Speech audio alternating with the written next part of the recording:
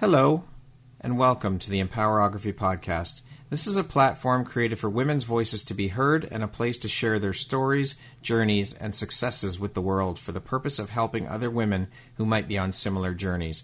We are empowering women one episode at a time. I'm your host, Brad Walsh, so kick back, grab one of your favorite beverages, and enjoy the stories.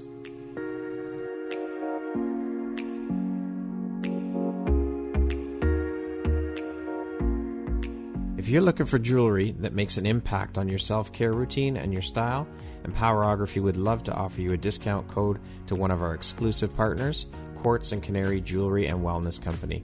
Please use code EMPOWER15 to receive 15% off upon checkout at www.quartzandcanary.com. Quartz and Canary is truly the place where spirituality meets style. Hello there, Brad Walsh here, your host of the Empowerography Podcast. Today, my guest is Luma Awad. She is the owner and founder of Luma Jewelry Company, based right here in Toronto. How are you doing today, Luma? Hi, Brad. How are you doing? I'm very well, thanks. How about you today? Good. All is well, considering Excellent. The situation. We're fine. Yes. Thank you so much for taking the time to be here today and share a bit about your story and your journey with us and be part of the Empowerography community, because now you are officially a member of the Empowerography community once your podcast is done. So thank you. I appreciate you. Thank you so much for the opportunity. Thanks to you. So Luma, you were born in Jordan. You lived in Greece for some time, and now you currently reside here in Canada, Toronto. Mm-hmm. How long did you live in Greece for, and what brought you to Canada? Well, yes, I'm Jordanian Canadian, and I met my Canadian husband back in Jordan. Okay. We moved briefly to Canada, and then he got a job opportunity in Greece. And yeah, we spent about 8 years in Greece, and then we moved briefly to other places, okay. And then moved to Jordan, and then we are here in Canada, right? Wow, you guys are globetrotters. Yes. So yeah, this is kind of my story. We've been to many places. So do you now consider Canada home base, and this is your home, like you're settled Yes. in and you don't foresee leaving anytime soon? No, we're not leaving. We're here to stay for the time being. I don't see any plans for moving. Depends on my husband's work, of course. Right. Yes, Canada is home. Home is where family is, and my family is here, and I'm very grateful to be here. Okay. Now, you've been a longtime lover of fine art. Where and when did this love for fine art begin for you, Luma? Oh, wow. I mean, art is part of my life. I've always loved art in all its forms. And since I was, a little girl, I always collected different pieces of art wherever I see. And I'm an artist myself. So art always spoke to me. Okay. And I always felt that art is an international language. Everybody understands art, whether it's visual, it just speaks to you and you understand it. And even with music, poetry, it just moves sensations in you. You don't really need to understand the words sometimes. Mm-hmm. It's just, it brings all the emotions and feelings inside you that you connect to this art that you're seeing or hearing. Yeah. Art is a beautiful, beautiful form. I mean, it brings so many people together in so many ways. There's music, Absolutely. There's art, there's painting. It's all amazing. Art is, you're right, it's a universal language. It's absolutely beautiful. And it's always telling a story, yes. Like the story of the creator behind the pieces of art, the story of the songwriter, mm-hmm. In many forms, there's always a story. There's always a human behind it. Yes. So I was always connected to art. Now, you said you yourself are an artist. Now, I know obviously you're an artist with your jewelry making, but were you an artist before that with painting or drawing or photography or anything like that? I was always the artist in my family. Okay. I always had these small sketches on my notebooks. Okay. I always, involved myself in different projects. I won actually the art award back in school. I always saw myself as an artist. I always enjoyed, creating something out of nothing. So I consider myself an artist before what I'm doing. Yes, of course. Yeah. I mean, what you're doing is obviously an art form as well. Yes. I was just curious about whether you're a painter or sketch artist or photographer. I do paint, and I do. I use different mediums, to be honest. Okay. Even with my own wardrobe, I like mix and match things, and I maybe sew some extra things on certain pieces I buy. So it's art is really part of my life. Yeah. What is it about fine art that you love so much? As I mentioned to you, there's a connection, there's a story, there's a spirit, there's a vibe. It's you see any piece of art, like let's say a painting. A painting can take you places when you look at it. It can, stir up emotions inside you, whether nice ones or sad ones or whatever. The colors, there's always something interesting about art. It's I don't know how to explain it, but I really enjoy seeing colors and anything visual. Even with music, sometimes you hear a song that doesn't even speak your language, but you move along with the beat, with the rhythm, right.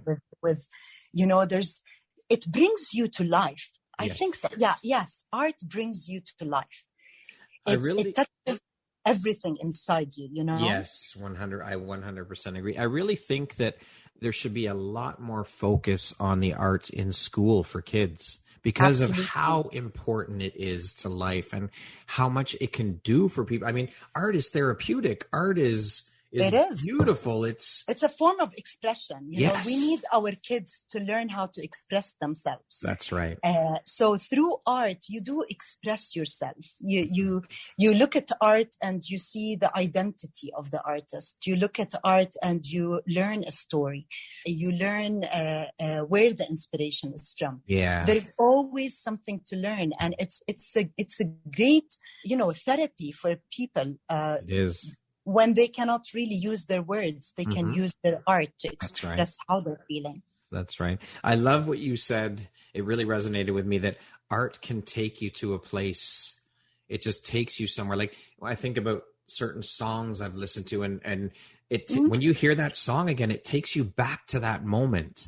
Exactly. That you first heard it. It's like time travel, and you're surrounded by the memories of when you first heard that song, or when you look at a photograph. That moment you're never able to capture that moment ever again exactly as it was there. So you experience all these feelings and emotions inside you. It brings you to life. Yes, 100%.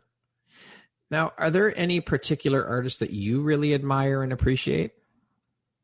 Oh, so many. I mean, give me your top three. Oh my God. If we talk about, I don't want to upset my artist friends because I have so many. This can be a bit, no. Well, it depends what form of art we're talking about. Like when it comes to painting, let's say painting. Like I do have many, to be honest. I admire the work of, artists that are still with us, artists that left us, and they left, their fingerprints in their art and the legacy in their art. I admire the work of Gustav Klimt, for example. And I was his work is beautiful. It's so beautiful. It's colorful. It has lots of life. It has lots of, meaning. The texture, the color gold, being a jewelry artist. I mean, this is very attractive to me. And I was fortunate to go and visit, one of the galleries and to see his actual art live. That must have been incredible. It's fascinating. Yeah. I cannot even start to tell you. It's so beautiful. So, and then you have, you have art in music, and then you have art in photography, and then you have art in sculpture. You have so many forms, and I just admire so many people. I really can't give you too the many list. to list. Like, too many to list, and some of them are like dear friends of mine. So it's a big list, to be honest. Okay, we'll leave it at that. Yeah, that's better. You are the owner and founder of Untitled, which is a tongue twister in itself. I know. I love that name, though. How did you come up with the name for your company? Oh, well, the name started off as Lumani, and it was the combination of my name and my husband's name. So Luma and Hani, so it's Lumani. And, like the two young lovebirds, playing with their names, and they came up with this name, as a combination. Okay. After that, I was one of the first jewelry designers to be on to use Facebook, actually. Okay. And it seems there was a company in the Netherlands with that name and that the same activity, like they're jewelers. Yeah. So I don't know, like my page was reported and I couldn't access it. And then I was in touch with, the lawyers back and forth. So I had to change the name, which was very sad for me, as it's really, it meant a lot. And, it's like your name, right? Yeah, of course. It was very sad time for me. So we came up with the idea of to mirror image the name in order to keep Lumani in it. Right. So it turned out to be an Arabic word. Enamel is resembles the Arabic word for fingertips of the artist. So combining the name, so combining the name together, Enamel Lumani, it's like the fingertips of the artist Lumani. Beautiful. I love that. And I love the mirror image. I love how it looks written. It's beautiful. Yes. I think that name is brilliant. It worked out. That's unfortunate that you had to go through and deal with that and deal with lawyers and all of that. But it actually, I think it worked out better because it's worked out. Yes. Yeah. So what was the inspiration behind starting the company, and when did you first start it and found it? Well, the company, since I moved several places, I had to register the company and the different countries. It started off in 2000. Okay. Before that, it was a hobby, really. It was not a business. But, and then I registered another company in Jordan. And then now here in Canada, I'm registered. So it's been a journey, Brad, because I've been moving to different places, right? So, yeah. And what were you doing before you made the transition into becoming an entrepreneur? Oh my God. Like, growing up, I was always involved in projects. Like, I think I had this entrepreneur in me, but I didn't know that at that time. Right. So I did many things. I started a small project, business project, let's say, with a friend of mine who we shared the same name, Luma. So we called it Luma's Cookies. We started baking and creating customized cakes and truffle baskets. She was very good at baking. I was the artistic, partner, doing the marketing and some decorating and, like packaging and things like that. Right. It turned out really well. We wanted to move forward with this project and open our art cafe. This was like a vision we had. That's interesting. Where we would, do our artisan cakes and desserts, and friends would come and hang out at the cafe. We will have like paintings displayed and artwork by artists, magazines where you would sit and drink your coffee and read magazines. That was back in the 90s. Unfortunately, we did not get the support from our parents back then. Right. I don't know they were thinking or how the situation was. But of course, we needed, financial support, and we didn't get that. And also, we did not have access to finance back then as, a startup, let's say. Mm-hmm. So it died away. We gained weight. Because we had to, do the quality control every time we needed of course. Try out the product. Yes, you got to test it. Absolutely. Yeah. So we moved on to, we started walking, and we started, inviting other people. We started our walking group. After that, when I got married and I lived in Greece, I started something that came out as an idea. It was like a very, very spontaneous idea. And I'll tell you how it's all connected to art. It was very difficult for me to work in Greece due to, work permits and being a foreigner in a country and all of these things. Right. So I was, a new mom at that time. And I went on a trip to Jordan, I remember, and I went to buy a painting for my house. I wanted, to buy an artwork for my house. Right. So I was talking to the gallery owner over there, and he was telling me how bad the situation is and how many Iraqi artists at that time moved to Jordan after the war, and they're so talented. And he started showing me their work and telling me how, they're like amazing artists, and here's their work. And I was looking, and I was blown away with their talent and the beauty of what they were offering, Yeah. So an idea came to my mind. I said, hey, George, do you know what? How about I help you to sell these paintings in Greece?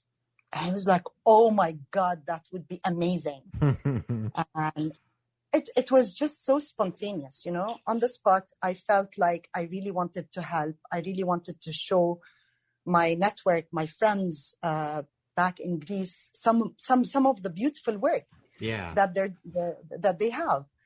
So I told him, okay, but I cannot do the investment of buying anything. Can we do it on consignment basis and see how it goes? I have few people that I know in Greece, and let's see how, they take it. I know that, the Greeks are very cultured people. They appreciate art, and I'm sure they will find it interesting. Yeah.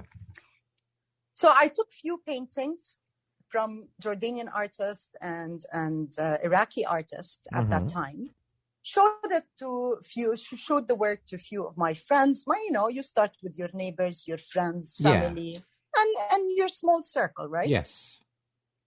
And they loved the artwork. And they started saying, yeah, we love it. And I was telling the story of each artist and the medium they're using and this and that. And Brad, everybody loved it. And it started, they started making more orders. And That's amazing. The gallery owner in Jordan was so happy. I'm sure. Appreciating, my support. And it was like, it just started off as a very, very spontaneous idea, and it grew, and more of my friends owned some of the art pieces that I brought in. And after that, it will be my story with how I started my jewelry, I guess. Yeah. So let's go down that road. When did you first get interested in and learn the art of jewelry making, and what inspired you or start? I mean, the painting started you on that journey, I guess, but how did that all come about for you? Well, I always wanted to do something. And as I mentioned to you before, I could not work, like have a job, right? Like a 9-to-5 job. Yeah. I was always searching for something to do. And my husband gave me a present at one point, which was a jewelry making course with an artist. Okay. But the challenge was that the course was in Greek, and I did not speak Greek at that time. So he told me, this is the challenge. I was like, you know what? Yeah. It's like, here's your gift, but there's a challenge. Yeah, there's a challenge that comes along with it. Exactly. So, me being me, I'm like, yeah, sure. I'll see what they're doing and I'll do what they're doing. And that's it. I mean, yeah. I'll take it. So yeah, this is how it all started. I convinced actually my neighbor who was Greek married to an Englishman, and she was an architect and very talented and very artistic. So I was like, Yo, would you like to come with me? Hani offered me this course, this gift, and would you like to come with me? And she's like, yeah, sure, of course. So we started going to that course together. I loved every minute of it because it was sitting and creating and learning and seeing a final product. And it was like, wow, Yeah. So I started creating my own pieces. And every time I would take my daughter, out for a walk, people used to stop me and ask me in the cafes, oh, what a nice necklace you're wearing. Where did you get it from? And then I would say, I made it. It sounds good. Yeah, I'm sure. One time a shop owner was like, can you make me one? And I was like, yeah, sure. If I have all the stones and the material and whatever, I can't make one exactly the same, but I can sure make you one. So, and this is, this is how it all started. I had wonderful friends who encouraged me, who kept telling me that, I'm creating beautiful things. Why don't you move ahead and start it as a business? And at that point, I was like, a business? I don't know how to do that. I don't know how to go about it. And there was an annual Christmas bazaar at the British Embassy School back there. And a friend came over and she said, you know what, Luma, why don't you book a table and showcase your jewelry? I'm like, what? I don't have enough. I don't know if I can do it. And she really pushed me. She told me, you have 2 weeks to prepare. I'm booking you a table. Imagine. You have no choice, Luma. No choice, exactly. And I was like, oh my God, Christine, I don't know how I'm going to do this. Self-doubt kicks in. But I was very, very, very happy and grateful that it turned out amazing. The feedback was very encouraging, very positive. That gave me a push. Sometimes that's all it takes, right? Exactly, Brad. And it's not that you plan it, it just comes. I don't know how the universe works. Sometimes it just opens doors for you. You probably didn't know they existed. That's right. It's a beautiful thing. And it's important to have that support system around you to encourage you as well. Absolutely. I love that story. I think that's amazing. I had amazing friends, and they started doing these morning coffees where they would invite me to showcase my jewelry, and they would fight who's having me next. And, it was so cute and so nice. That's beautiful. You got me to think about these beautiful memories. I have a big smile on my face right now. That's great. I love that. I can hear your smile through the computer. That's amazing. I love it. Yeah. What a beautiful story. I think that's incredible. Thank you. But, I have to tell you one point in my life that really pushed me or encouraged me to do something. That was when I was in Greece and I had to buy my husband his birthday gift, and I paid it on his credit card. And that was like, oh my God, that moment I felt this, okay, Luma, this is not you. Yeah. I mean, you have to do something. You have to, start something. Not that my husband at any point, pushed me to, go and have a job or do something or anything. He always took it as his own responsibility to be the breadwinner in the family. And to be honest, traditionally or back then, it was acceptable for a woman to, stay at home and take pocket money from the husband. It's okay. I mean, it wasn't something looked at as, Yeah, it wasn't frowned upon. No, not really. And I was never pushed, but it was me. I wanted to find myself. I wanted to feel that I'm contributing, I'm doing something, you know. Yeah, And absolutely. this incident really, I mean, it stayed in my mind, and it kept me thinking, what can I do? How can I find myself? And I think all the other stories that I told you previously, where, you know, the art, the dealing with art and all of that was after that, in that really important incident in my life. That was the catalyst for you. Exactly. Yeah. Well, that's understandable. I mean, that's who you are as a person. You didn't want to just sit around and spend your husband's money. You wanted your own thing to call your own. Yeah, just to feel that, you know, independence. I guess, yes, independence. Yeah. Exactly. Now, when you're creating your pieces, where do you pull your inspiration from when you're creating those pieces? Okay. I usually like to tell stories in everything I do. And I've traveled a lot in my life. I come from a place where it has very rich heritage, and I love to involve that in my, you know, inspiration. It's my identity.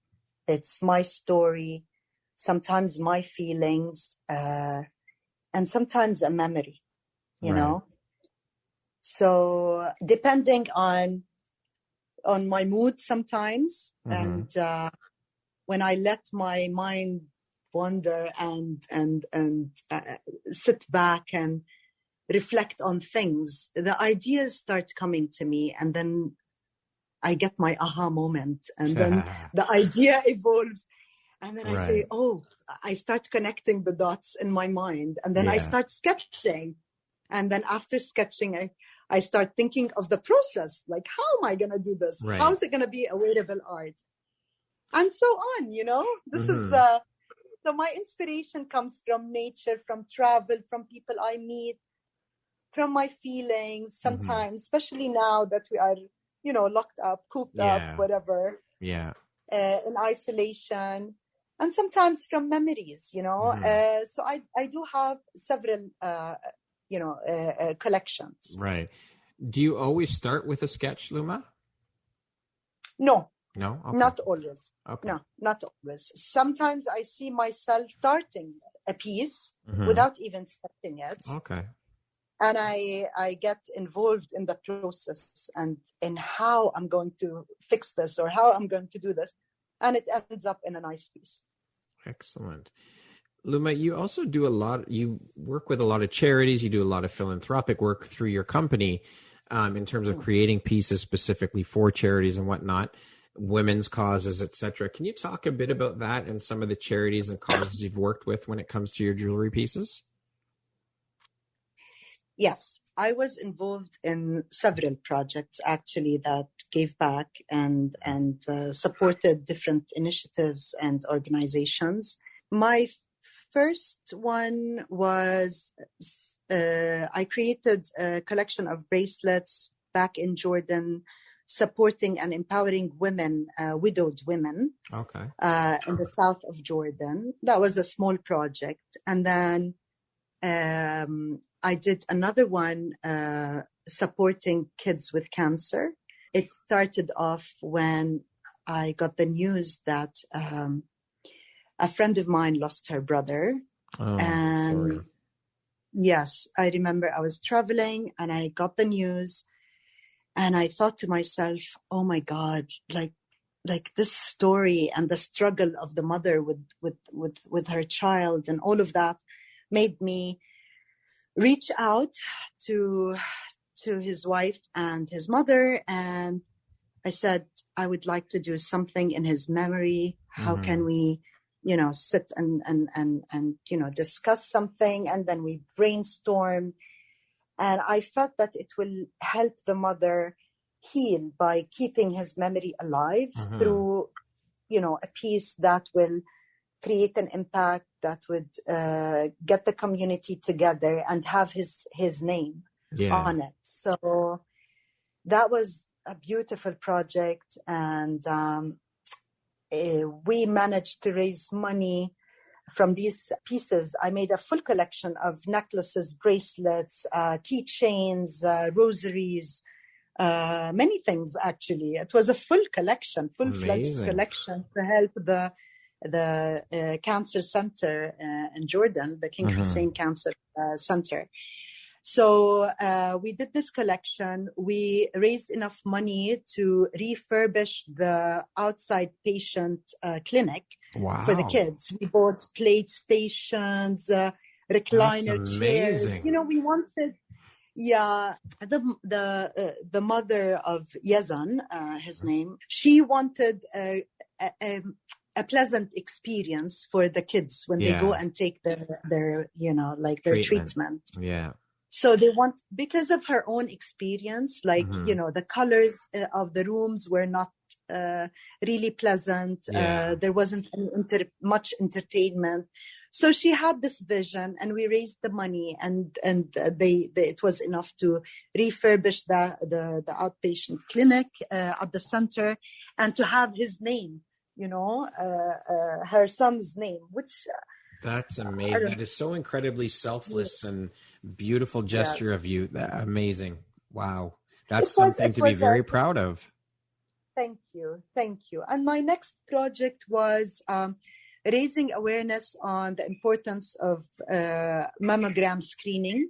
It was also for the breast cancer program at the cancer center. I created a collection of 7 positive words, each in each bracelet, and each bracelet had a different color related to what it meant. Like each word, like hope would have a color, strength would have a color, These bracelets, with the sales of the bracelets, you would sponsor a mammogram screening for an underprivileged woman. Wow. We had a different system in Jordan. So these bracelets gave back, and many celebrities and public figures wore them. And they were featured in many magazines.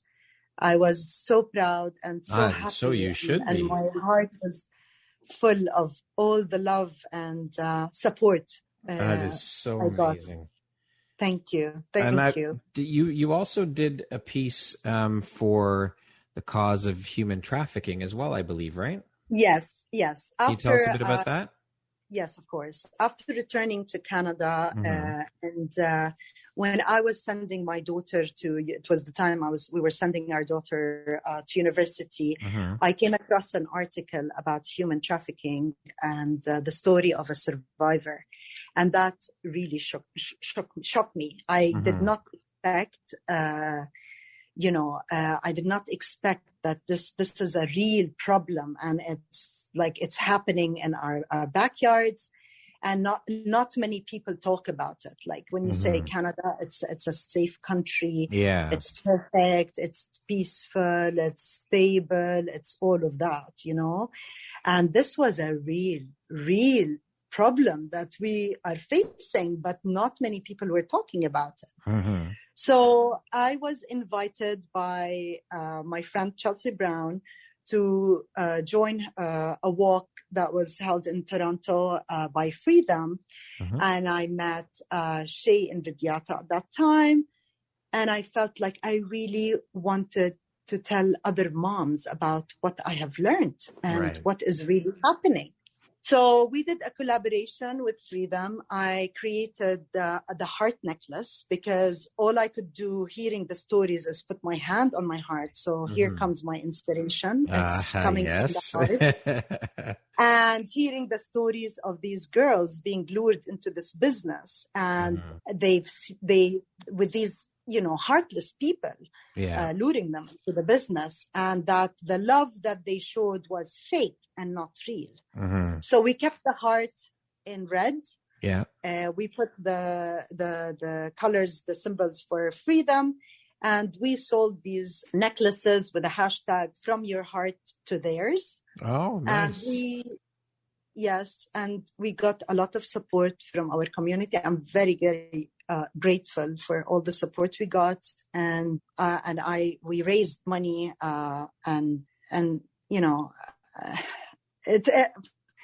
this was a really dear project to my heart, because as a mother, yes, you want your kids to be safe, of course, and you want to tell as many people as possible about what is really happening. For sure. Luma, I just want to say the work you're doing is absolutely incredible. I think it's so amazingly beautiful and selfless and just incredible. It just speaks to your character, who you are as a person, wanting to give back and work with these charities and causes. I think it's absolutely incredible. It speaks volumes about who you are as a person. Thank you, Brad. Thank you so much. Now, you were awarded the Woman of Inspiration Award in the Cultural Ambassador category in 2019. Can you tell us a bit about that experience and what it meant to you to be nominated and win that award? Wow. That email came as a surprise. I was out of Canada at that time, and I got this email that I was nominated. Wow. It's a great feeling, to be honest. I couldn't believe it. I was reading, and I was like, wow, somebody sees that what I'm doing is the right thing and sees, something great in what I'm doing. And it's really, I mean, I'm so grateful for that. The award was like a validation that I'm on the right track, that I'm doing something right here, and preparing for the event and asking people for, the recommendations, the letters, reading it all over again, brought amazing memories. And actually, they all reminded me of what I have done. You're getting me emotional here because the letters, I love it though. That's great though, that it's bringing up these emotions. I mean, it's funny because I think that we so often get caught up in what we're doing that we don't stop or slow down to realize the impact we're having. So getting recognized for something like this is needed. Yeah. It's incredible. And you should be very proud of what you've done. Absolutely, Brad. You're speaking my mind right now. It's like really, I'm out of words. I mean, you said it. I'm really out of words, but we need to remind ourselves sometimes of what we have done, what we have achieved, not for anything, just for ourselves, just to get the reassurance that we are doing something right, that we've done something, we've impacted other people's lives.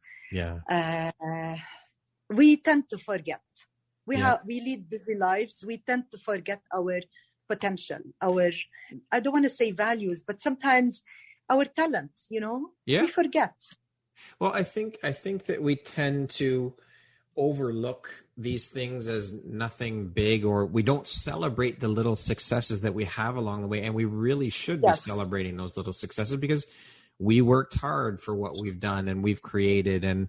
But again, like you said, we get so busy and so caught up in what we're doing that we just kind of forget to celebrate the successes along the way. And I think we need to... And to get somebody to appreciate you with an award, let's say, it's like a reminder. Yeah. It's like a validation. It's like reassurance. It's a nice feeling. I was very honored. Absolutely.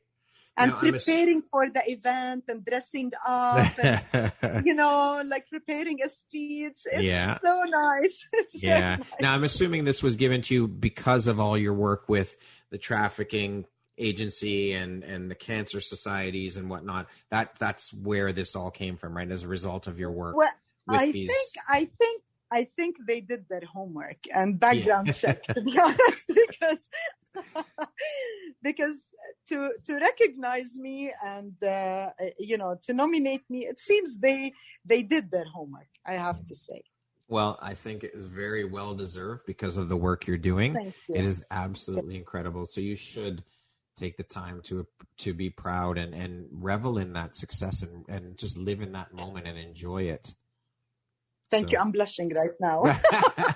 Well, congratulations. I know it's a year and a half late, but you. I didn't know you then. So congratulations on your award. It is very well deserved. Thank you so much. Thank you. Luma, what do you love most about your business? What's your favorite part? Several parts. I love when I have this aha moment that I get the idea. I love challenging myself in the process. and I enjoy seeing this piece on an inspiring, a role model woman. This gives me so much pleasure to see how she picked up that piece to reflect, her style, and she saw it in my work. This is all for me. I enjoy all these things in my work. And making, when these women buy my pieces and they feel so happy and they share their photos with me, like, look, I'm wearing this, and it's bringing me, I feel happy, positive, and it has your energy, Luma. I love getting all this feedback, Oh yeah, I would imagine you could liken it to an artist when they see that someone has purchased one of their pieces and they hang it in their living room. Right? It's that kind of reward and feeling. It is. But something, like when you're an artist and you put your time and your soul and your heart into something, sometimes it's a bit hard to let go unless that person coming and appreciating it, you feel like it's in a safe place. It's going to be taken care of. Yes. Because they're like your babies. Me, your pieces are like your babies, right? Exactly. Yeah. Exactly. My pieces are like my babies. There are pieces of me. Yeah. So when I see somebody appreciating them and wearing them, and this gives me comfort that, yes, I can let go of that piece. It's going to a good home. Yes. I love it. To date, what would you say is your biggest high or your greatest win, Luma? Wow. My children. Seeing my children, and where they are at right now is, for me, this is the biggest achievement. And knowing that I managed to find something for myself, but still I was available for my kids, because I've always had it as a home-based business. And I was always around for my kids, and I would only work with my work, like filling in the blanks kind of life, in between activity, in between dinner and lunch, and Yeah, so you made the time for your kids, and you filled it in with your business.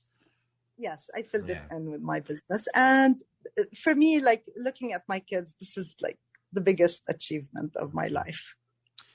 What do you think your unique skill set or superpower is that's helped you become successful?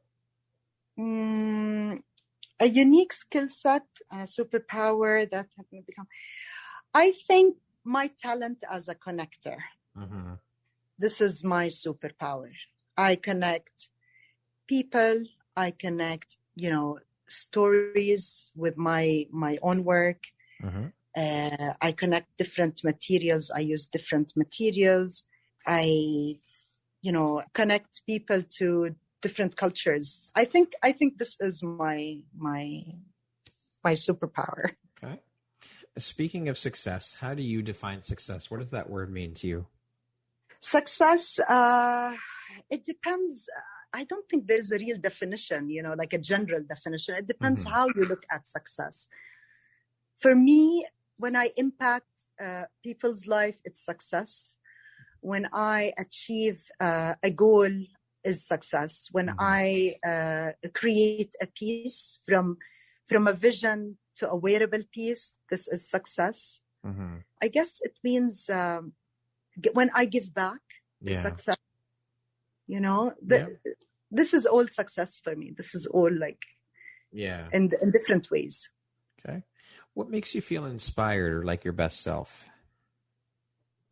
What makes me, sorry? What makes you feel inspired or like your best self? What makes me feel inspired? Well, I think when you look back at your own story, this will inspire you. This will show you that you are unique. You have something different. We're all different in our own way. We will all have our own story to tell. So sometimes this is inspiring for me, and where I am or where and the people I meet are inspiring. I see inspiration in everything. And it could be in a piece of poetry that I read, or music I hear, or anything can be inspiring, to be honest. Okay. What was a turning point in your life, and how did that affect you? A turning point in my life. I think in terms of my career, my first solo exhibition was really like a turning point. In terms of my personal life, I think being a mother, like my first child, that was like a miracle, it was so beautiful to change your status from a wife to a mother. That was really a big jump for me. Who would you say have been the 3 most influential people in your life? Influential people. Well, does that mean inspiring people in my life? Yeah, people who have influenced you. Yeah, people who've had an impact on you. People who had an impact on me. Yeah, 3 people. Well, I would say my grandmother is one of them. She was my first person to inspire me. She was very creative, and she always created something out of nothing. That inspired me. I have also, like, my mother-in-law influenced me with her wisdom, with her style. I learned a lot from her.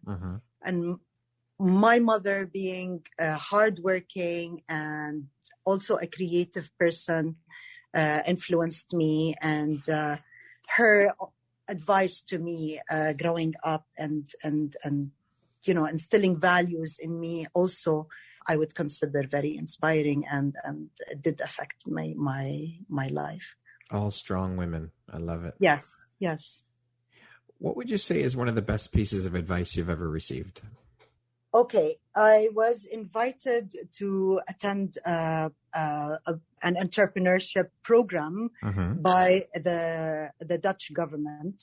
I was taught at that program that if you use your talent, if you rediscover your talent, because at this point you rediscover it, you rediscover your talent and you work with your talent, this is when you will succeed. And this is very effective. Every entrepreneur needs to work with their talent, because it's definitely going to affect how their business goes, and their performance and production if it comes to a product.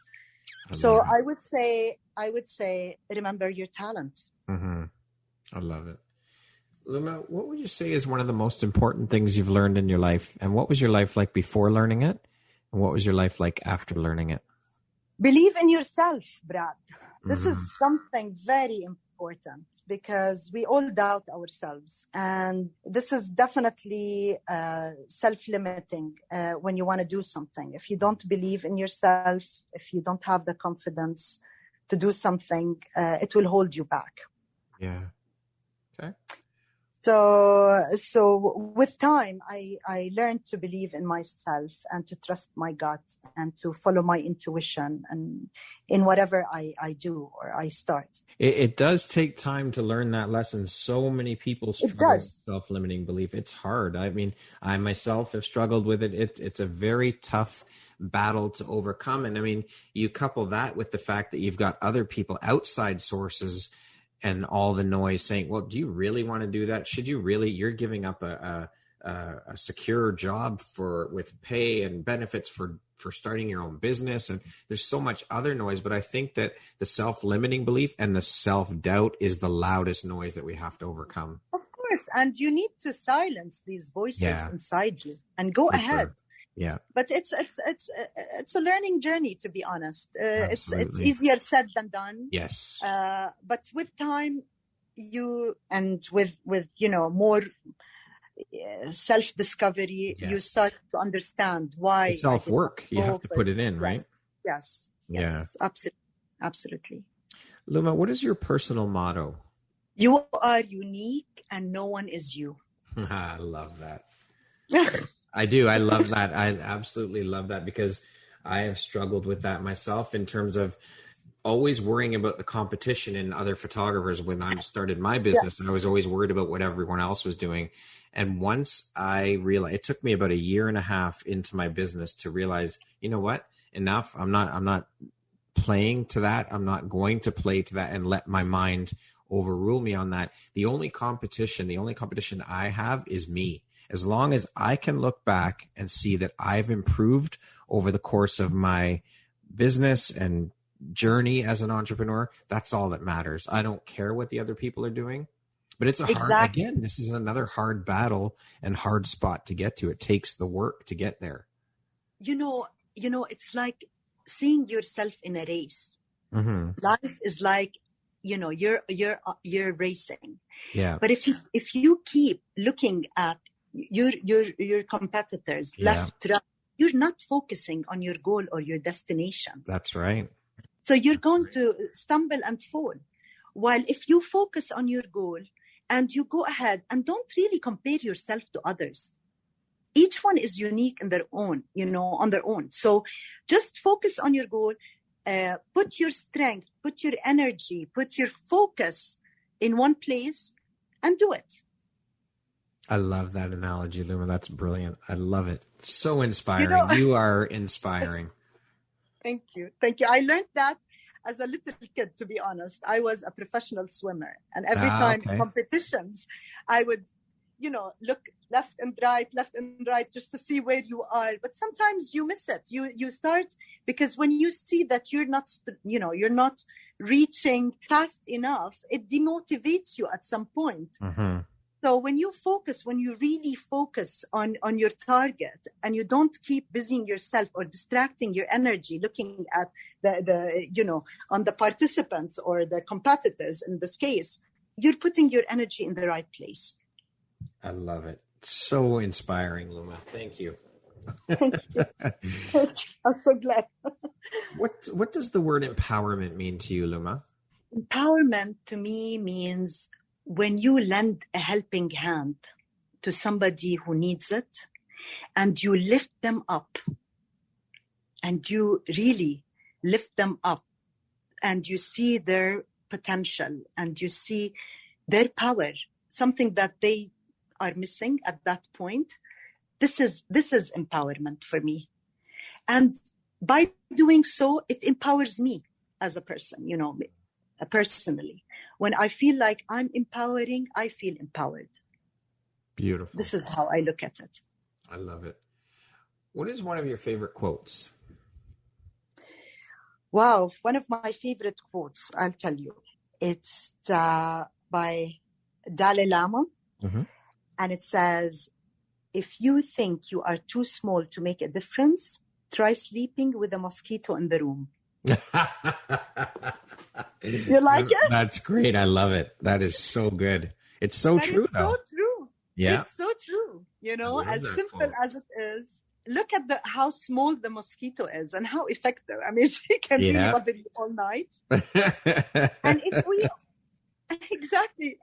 we all can do something small, there will be that ripple effect. Yes. That it will grow and it will attract people into and resonate with others. Mm-hmm. So with small initiatives, you can create a big impact.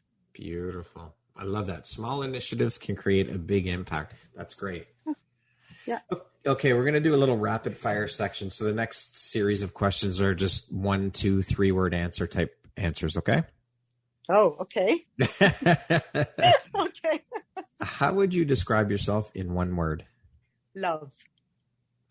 What was your dream job as a child? A diplomat. Really? Yes. Wow. I have never heard about a kid wanting to be a diplomat. That's okay. Yes. All right. Money or fame?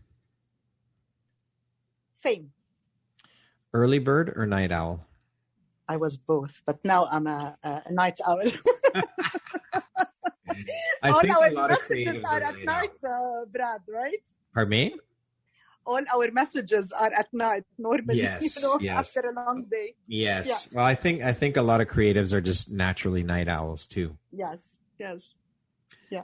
What's the first thing you think of when I say the word future? Excitement. If you could teach the world one thing, what would that be? Love each other. What's one thing you want but cannot buy with money? Peace of mind. If you came with a warning label, what would yours say? You better appreciate me. If you could change one thing about the world, what would you change? I would change their perception of women. Very good. If you had a theme song that played every time you walked into a room, what song would that be? I'm so excited. The Pointer Sisters? Yes. I love it. I love this song. I could just see you up dancing around. Absolutely. Luma, what's the most recent investment you've made in yourself? My recent was a week ago. I did my mental health first aid certificate. So that was good for you. Congratulations. Thank you so much. I really enjoyed that. And it's very important for everybody who can handle this course. Yeah, for sure. What is one of your biggest failures or life lessons or teachable moments, and what did you learn from it? Go with your gut, I guess. This is sometimes you get involved in things, but when your heart is not in it and there's that feeling inside you, trust it. I would say trust it. I've done few things that something about it didn't feel right. And I think you really need to follow your instinct and your gut. Yeah. What do you think the most common reason for people failing or giving up is? Losing hope, or not seeing the light at the end of the tunnel, or maybe not seeing their potential or their strength, they're not finding their purpose, probably. Okay. I'd say that. Yeah. If you could sit down and have a 1-hour conversation with anyone in the world, alive or dead, who would it be and why? Maybe Gustav Klimt. I admire this artist. And he had a very interesting story. So, yeah, I would probably want to sit and learn from this amazing artist. Okay. If you could hold on to one memory from your life forever, which one would that be? The moment I had my firstborn, my daughter. That was a very, beautiful moment. And it's just a miracle. It's amazing. Yeah. If you could go back and give your younger self one piece of advice, what would that piece of advice be? Believe in yourself. Simple and to the point, yet not so simple to do. Not so simple. Very true. But believe in yourself. Yeah. Lastly, Luma, if you were to deliver your last 30-second speech to the world, what would that last 30 seconds sound like? I would definitely ask them to drop the ego, to look at each other as human beings and love each other. Okay. That's it. Beautiful. Luma, thank you so very much for taking the time and having this conversation with me and sharing a bit about your story and your journey. You are an incredibly beautiful human being and such an inspiration with all the work you're doing.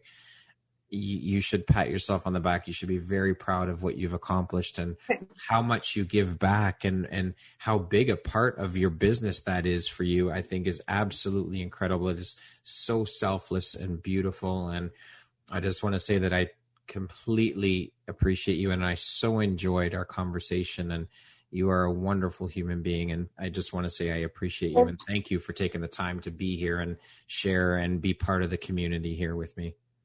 Oh my God, Dad, I'm blushing again. Thank you. Thank you so much. I really enjoyed sharing this with you and you reminded me of beautiful moments in my life. Your questions were amazing. More digging into, my story.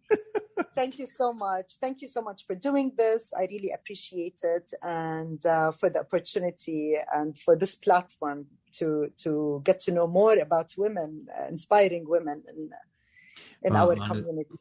Honestly, the pleasure and honor was all mine. I'm so thankful for you and having you as a guest. It's been such a pleasure. Thank you so much. The pleasure is mine. Thank you. Once again, my name is Brad Walsh, host of your Empowerography Podcast. Today, my guest is Luma Awad. She is the owner and founder of Lumani Jewelry, based right here in Toronto. Thank you, Luma. I hope you have an amazing afternoon. You too. Thank you so much, Brad. Thank you.